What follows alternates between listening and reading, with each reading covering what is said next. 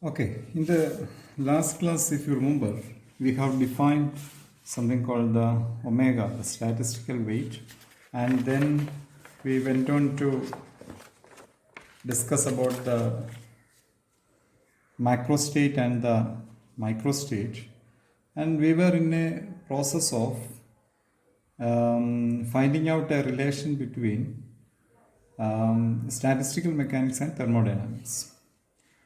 In that situation, we have first of all took a system A1 and A2 where the temperature was allowed to vary, allowed to be exchanged between, and so that we reach up a equilibrium value of N1 V1 E1 and N2 V2 E2. So that was the system, and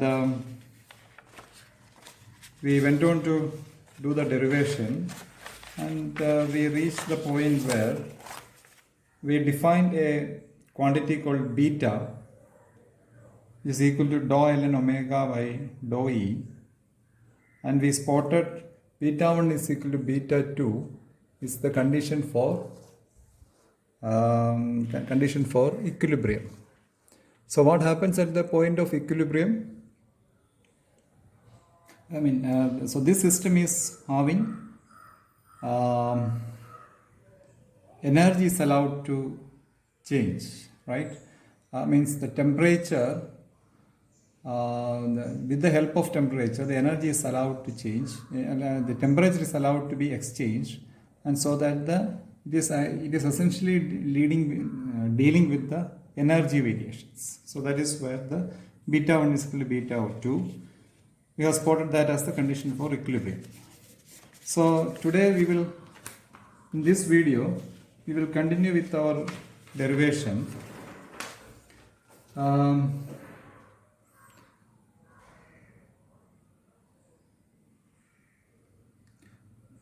As I told you, the beta is naturally related to temperature, right? Because we have used only the temperature as a parameter to exchange, so that one acquire a equilibrium energy, or it's a thermal equilibrium case. Now, taking up from the last day's video, we know that we know the definition for the beta, which is dou ln omega by dou E, right? So that is how we define the beta, and we spotted that equation as equation 5, so that it would be helpful for me in the later stage when I deal with more cases. So we know the thermodynamic relation. One of the general thermodynamic relation is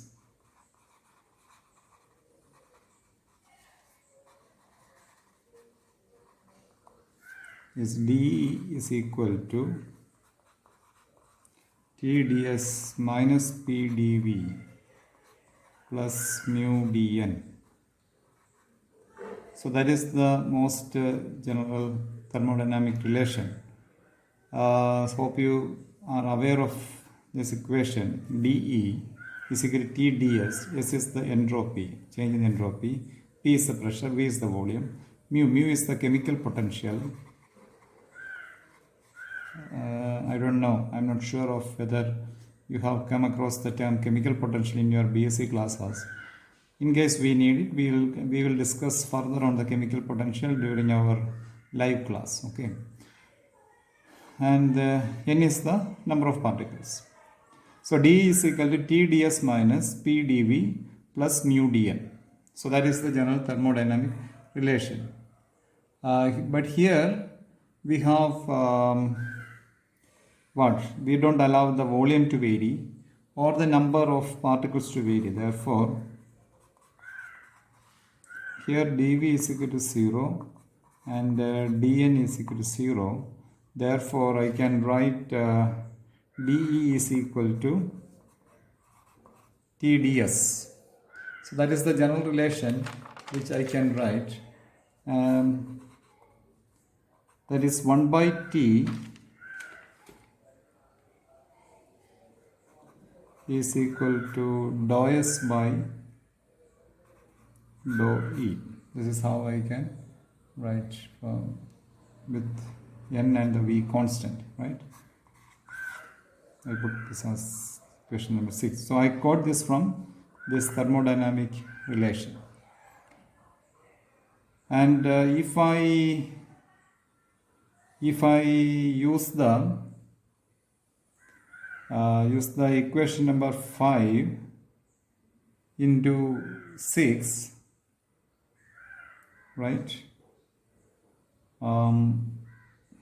I can naturally write it as, right, instead of E, I use that. So dou S by dou ln omega is equal to 1 by beta T. Dou S by dou ln omega, where I have used this expression into here, right? Because I know E here. Dou ln omega, 1 by beta dou ln omega is equal to dou E. Therefore, I can substitute and write it as dou S by dou ln omega is equal to 1 by beta T. From here, one of the major steps which happens is that this is being equated to a constant. Okay. So this suggestion or the proposal for a constant, it does not come straight away. This proposal for a constant was proposed by Boltzmann, and this proposal is considered to be one of the path-breaking expression where one is suggesting a constant. If you not in our Part3, but in certain other textbooks you will see basically how did Boltzmann reach into this kind of a conclusion, this kind of a constancy as a derivation. So that's a very long derivation, which then naturally Part3 is not discussing that, but if you have any academic interest or or more project interest into that, you can always refer other books in this area. So there are books available which does give a historical account of how this constant was being proposed. But whatever be the case, one can always equate something to something in physics. There's no harm. You can equate anything to anything. Only thing is that it should stand the test of the different already accepted concepts, already proven theorems, and all those things. And also it should be able to be appreciable for any natural phenomenon. So as long as that is being satisfied, that is it. So the Boltzmann, when he proposed the equation and then he comes up with this constant, if this can lead to a situation where the present theorems are not being broken. So what is the present theorem here? The present theorem is that there are laws of thermodynamics, right? The laws of thermodynamics should not be broken, and also wherever this concept of constant is being applied, there also there should not be a problem. And that constant was proposed to be the so-called Boltzmann's constant, right? So K, and therefore one write the expression as dou S by dou ln omega is now a constant, right? and therefore I can write thus S is equal to k ln omega. So this is the connection between the thermodynamics and the statistical mechanics.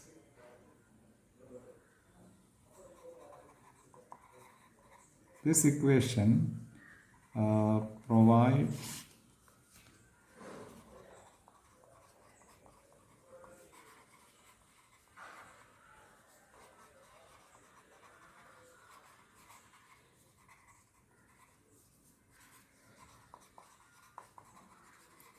so this was the expression which we wanted to basically calculate. Okay. So how do we discuss? So if the question, if somebody asks you the connection between the thermodynamics and statistical mechanics, so this is the expression. S is equal to k ln omega. What is omega? Omega is the number of microstates or a probability of appearing a particular microstate. Right? S is the entropy of the system. And k is the Boltzmann's constant. So that is it.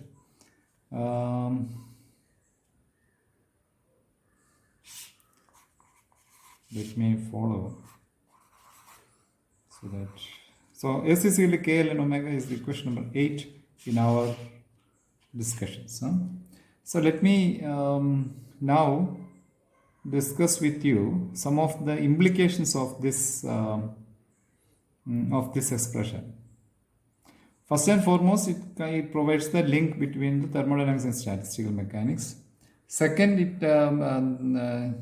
it provides a connection between the macrostate and the microstate.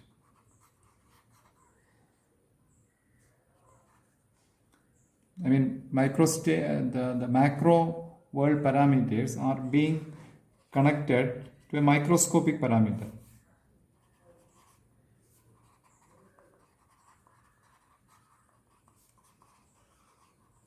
Right? Omega is a microscopic parameter. That is one thing. So that is the second point about it. Third point is that this equation actually gives a manifestation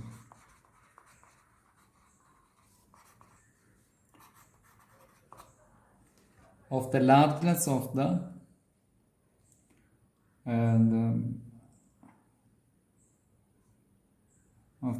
large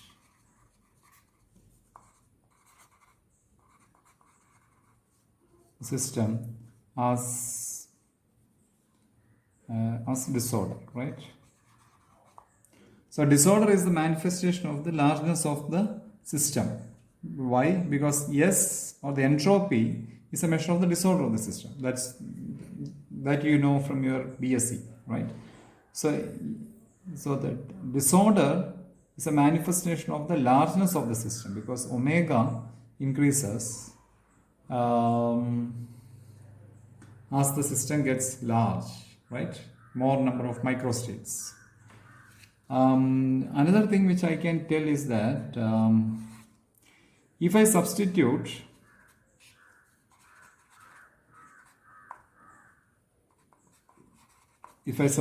this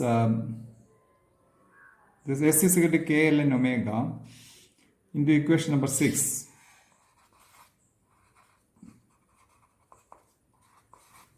what will you get? S is equal to k ln omega. So therefore 1 by t is equal to dou of k ln omega by dou E. So therefore I can write it as 1 by kt is equal to dou ln omega by dou E. Dou ln omega by dou E is my beta. So therefore I can write beta is equal to 1 by kt. Right? So that is another implication of this expression. And another thing is that, well, this expression is actually accounting for the third law of thermodynamics. Even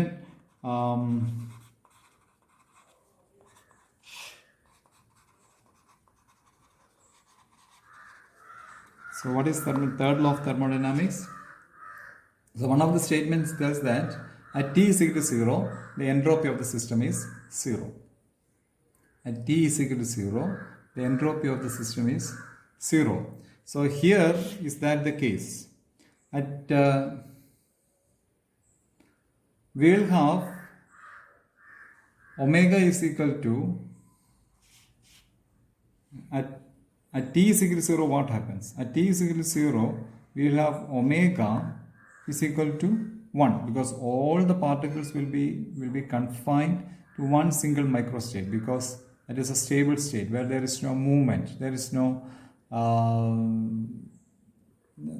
there are no different possibilities are not there. Every particle confines itself to its most stablest state. The most stable state for all particles is there is only one single possibility for that, and therefore omega is equal to, so the third law of thermodynamics says that S is equal to 0 at T is equal to 0. But in the expression 8, we have omega is equal to 1 at T is equal to 0.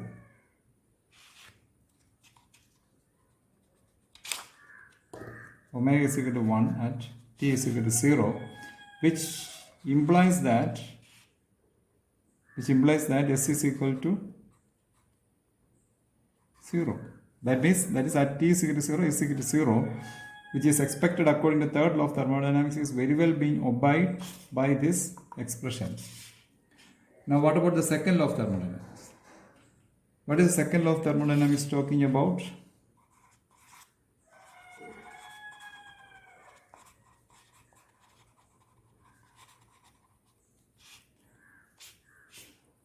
So the second law of thermodynamics is actually taking that entropy always increases for an isolated system.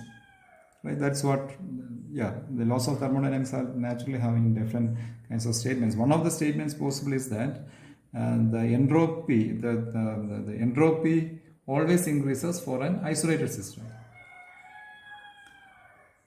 which is also obeyed in this expression, because as for an isolated system, the omega always has to keep on increasing.